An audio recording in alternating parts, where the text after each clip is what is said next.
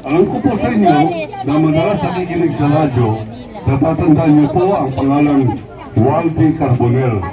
Hindi niyo lamang maaalala siguro na ako yung nakipaglaban kay Duterte na hinamon niya ng duelo. At ako po ang nagpatakbo kay Duterte sapagkat sa Davao, hindi po ako matras. Nandiyan po yan sa mga periodiko, nasa Google, at yan po dahilan kung bakit kahit saan ako magpunta. Kahit sa Google ngayon, pag ginanyan po yung telepono, Waldy Carbonell. Ang lalaking hindi sinipot ni Duterte sa duelong hinamon siya.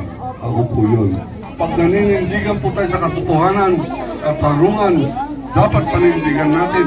Kaya nga po, at dito ako para panindigan ko at garantiyahan ko ang kandidatura ng isang ginagalang kong leader na ang pangalan Mara Tamundong.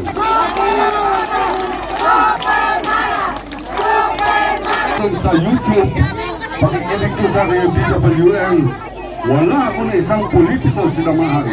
Wala ako na isang inendorso. Lahat ay pinupuna ko, lahat kinakalaban ko. Ang binubuot ko po dyan ay napakita ko dito sa Paseco ang kakayanan ko manindigan, ang kakayanan ko lumaban. Ibig sabihin, wala akong kinakampihan politiko. Wala kahit na kapuri-puri kinakalibutan ko.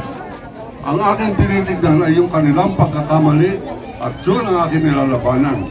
Pero ngayon, sapagkat ako po'y naniniwala na meron akong nakita na isang leader na para po bang babaeng bersyon ni Vico Soto ng Pasig. Abay, ang pangalan po ay Mara Tamundong. Ang sabi ko, papaling ako sa entablado, papakita ko ang mukha ko, hindi naman po nakakaya sapagkat kung minsan pogi po tayo.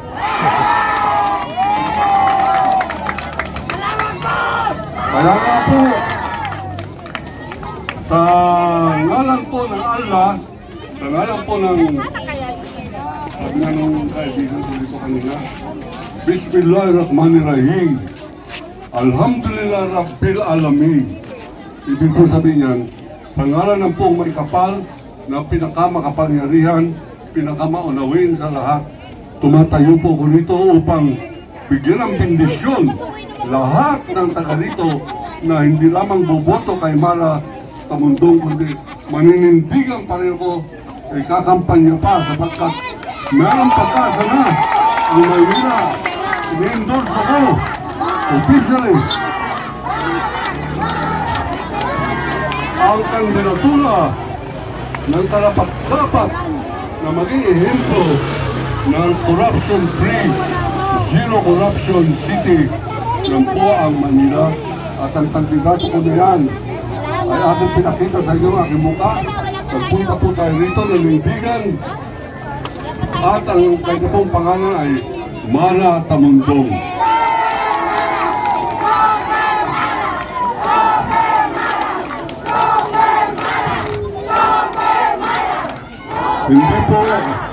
Hindi po sapat na iboboto niyo siya. Kinakailangan magkakampanya kayo ng 1, 2 hanggang 5 mga botante na pala malapanan niya yung mga tambuhalang ganit na politiko sa pangunguna ni Isko Moreno at ang kanyang mga kabarkadang mga sindikato na kumakandidato rin hanggang ngayon. Hindi ko napapangalanan lahat. Baka maubos po ang ating oras dito. Isa na lamang pong muli pagpapatibay. Kung gusto natin ang matinong Maynila, kumilos tayo. Hindi lamang boboto tayo, kundi magkampanya na rin tayo. Ipaglaban na natin. Kapagkat kalaban natin dito, pera ng sindikato. Ang kalaban natin dito, yung naging tradisyon ng mga trapong mga politiko. Ang kalaban natin dito ay yung pong kapabayaan ng mga botante sa kanilang tungkulin na paglaban ng kanilang boto, doblehin ang kanilang boto upang sa ganun ang kandidatong Pag-asa ay mananalo. Mabuhay po kayo lahat.